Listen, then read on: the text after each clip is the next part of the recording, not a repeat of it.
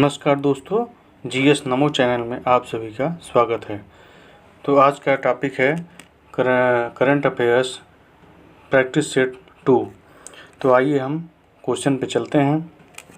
पहला क्वेश्चन है 10 सितंबर 2020 को world wide fund for nature WWF द्वारा जारी लिविंग प्लेनेट रिपोर्ट 2020 के अनुसार पिछले 5 दशकों में कितने प्रतिशत जैव विविधता के नष्ट होने का अनुमान है। तो इसका सही ऑप्शन है ऑप्शन डी 68%। 68% जैव विविधता के नष्ट होने का अनुमान बताया गया है। अगला क्वेश्चन है 12 सितंबर 2020 को अफगानिस्तान सरकार के प्रतिनिधियों और तालिबान के बीच शांति वार्ता कहाँ शुरू हुई। तो इसका सही ऑप्शन है दोहा। दोहा में इसका शांति वार्ता हुई थी। अगला क्वेश्चन है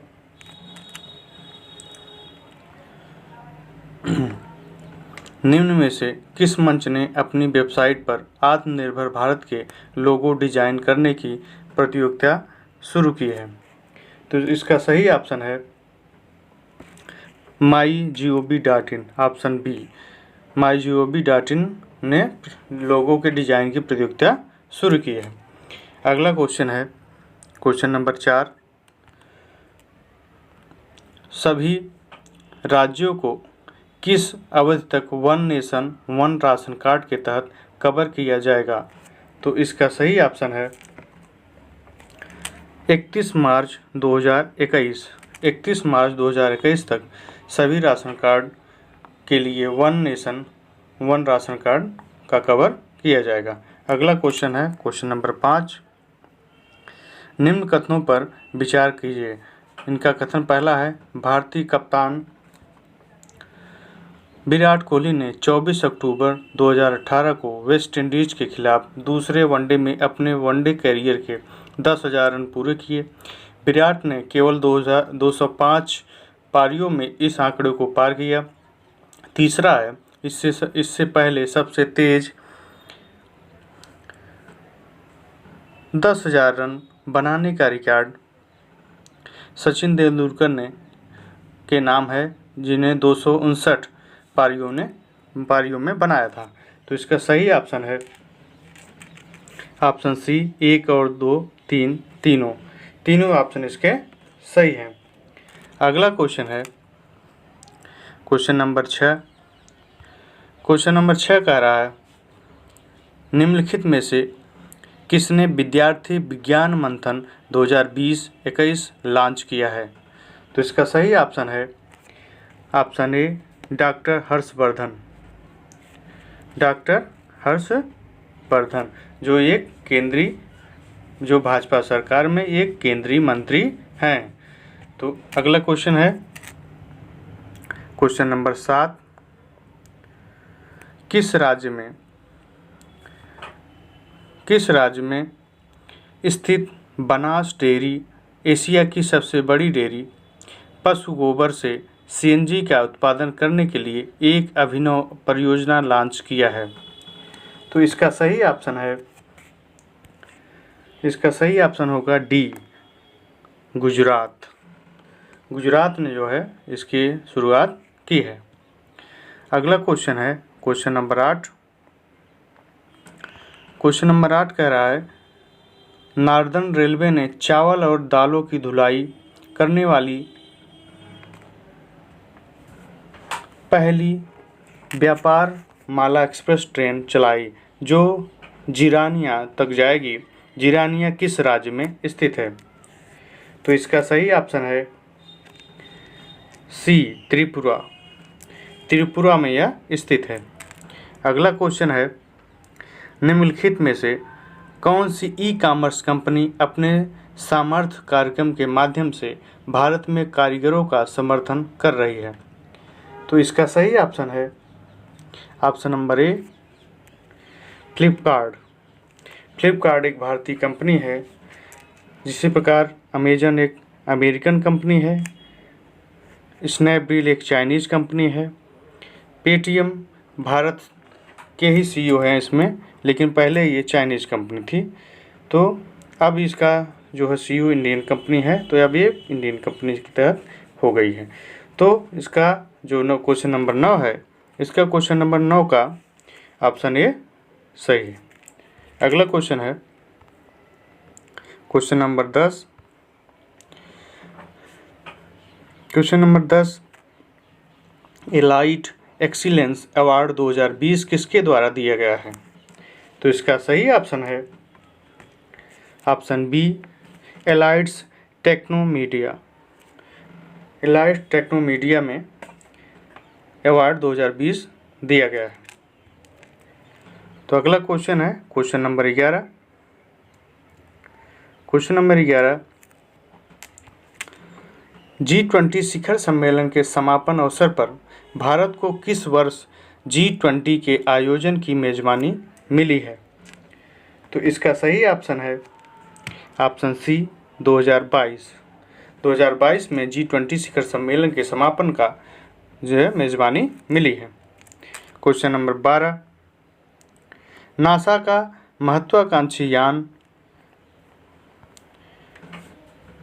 ओसिरिस लगभग 2 वर्ष बाद किस क्षुद्र ग्रह पर पहुंचा? नासा जो एक अमेरिकन रिसर्च कंपनी है वैज्ञानिकों के द्वारा, जिस प्रकार भारत की इसरो है उसी प्रकार नासा एक अमेरिकन रिसर्च डेवलपमेंट कंपनी है जो भारत के वैज्ञानिकों में नए नए आविष्कार करते रहती है। तो क्वेश्चन नंबर 12 का बी सही है। इसका ऑप्शन है बेन्नू। इसका सही ऑप्शन है बेन्नू। क्वेश्चन नंबर 13, कौन सा देश अरब क्षेत्र में परमाणु ऊर्जा का उत्पादन करने वाला पहला देश बना है?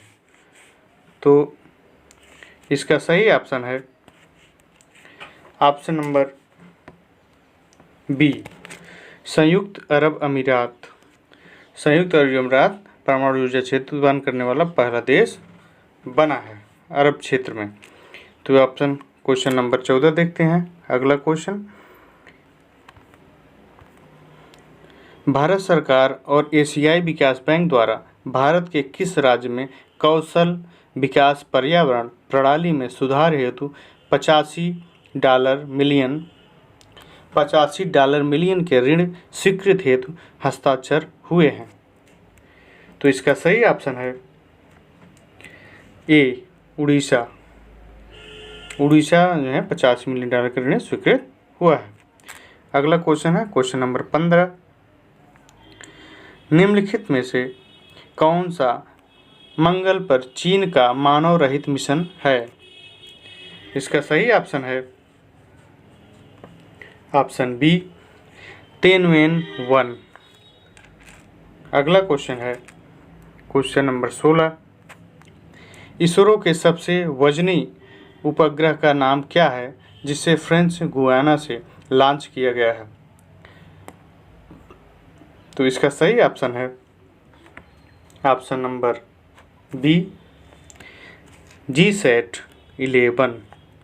GSAT-11 इसरो सबसे वजनी उपग्रह का नाम है। इसरो एक इंडियन रिसर्च कंपनी है। अगला क्वेश्चन है क्वेश्चन नंबर 17, निम्न में से किस संगठन ने ध्रुवास्त्र नामक एंटी टैंक गाइडेड मिसाइल विकसित की है? तो इसका सही ऑप्शन है बी, DRDO।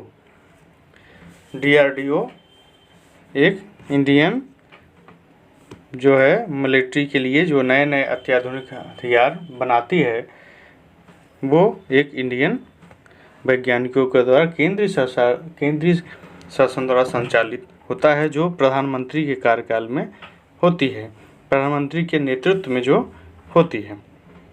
अगला क्वेश्चन है किस मंत्रालय ने भारत सरकार के डिजिटल इंडिया पहल के तहत एक knowledge resource centre network launch किया है? तो इसका सही ऑप्शन है ऑप्शन नंबर ए भू विज्ञान मंत्रालय। अगला क्वेश्चन है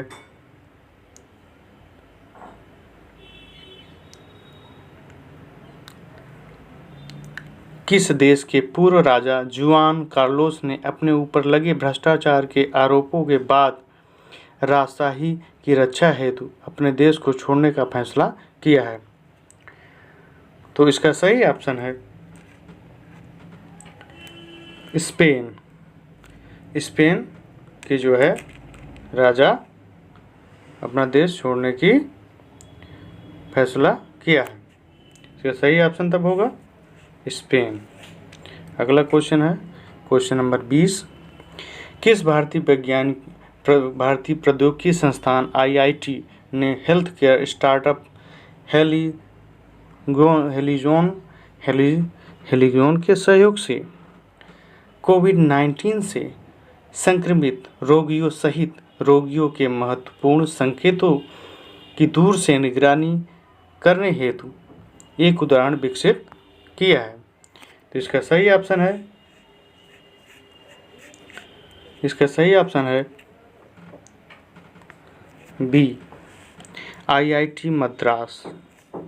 IIT मद्रास ने इसका किया है। अगला क्वेश्चन है क्वेश्चन नंबर 21।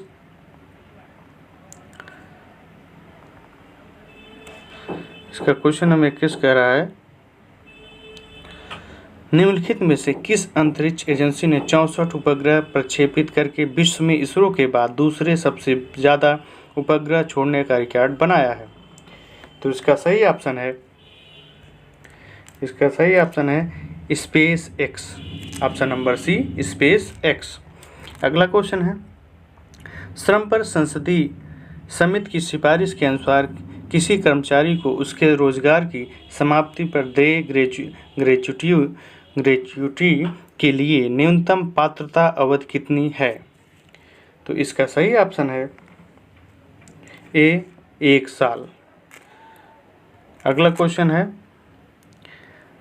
भारतीय खाद्य सुरक्षा एवं मानक प्राधिकरण ने ट्रांस फैट के दुष्प्रभावों के बारे में लोगों को जागरूक करने हेतु किस नाम से अभियान की शुरुआत की है? तो इसका सही ऑप्शन होगा हार्ट अटैक रिवाइंड। अगला क्वेश्चन है क्वेश्चन नंबर 24। निम्नलिखित में से किस संस्था ने भारतीय पूंजी बाजार की उपलब्धियों को उजागर करने हेतु प्रतिभूति बाजार का एक आभासी संग्रहालय स्थापित करने की घोषणा की है? तो इसका सही ऑप्शन होगा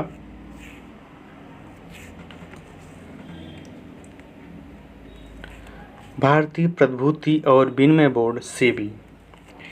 तो इसका सही ऑप्शन है बी भारतीय प्रतिभूति और विनिमय बोर्ड सेबी, जिसका शॉर्ट नेम सेबी है। अगला क्वेश्चन की तरफ पढ़ते हैं। अगला क्वेश्चन है भारत सरकार ने इंडियन प्रीमियर लीग IPL 2020 के 13वें संस्करण को किस देश में पुनर्निर्धारित करने की अनुमति प्रदान की है? तो इसका सही ऑप्शन है सी संयुक्त अरब अमीरात, जो एक मुस्लिम कंट्री है। इसके बारे में हमने कल अपने वीडियो में बताया था, जिसके लिए 222 करोड़ रुपए में यह लिया गया है ड्रीम11 के द्वारा, जो संयुक्त अरब अमीरात 2020 का जो है 13वें संस्करण IPL का किया गया है। तो इसका सही ऑप्शन है ऑप्शन नंबर सी संयुक्त अरब अमीरात। आप सबको हमारी वीडियो कैसी लगी कमेंट करके बताएं और हमारे चैनल GS नमो को सब्सक्राइब करें और ज़्यादा से ज़्यादा शेयर करें। आप सबका बहुत बहुत धन्यवाद।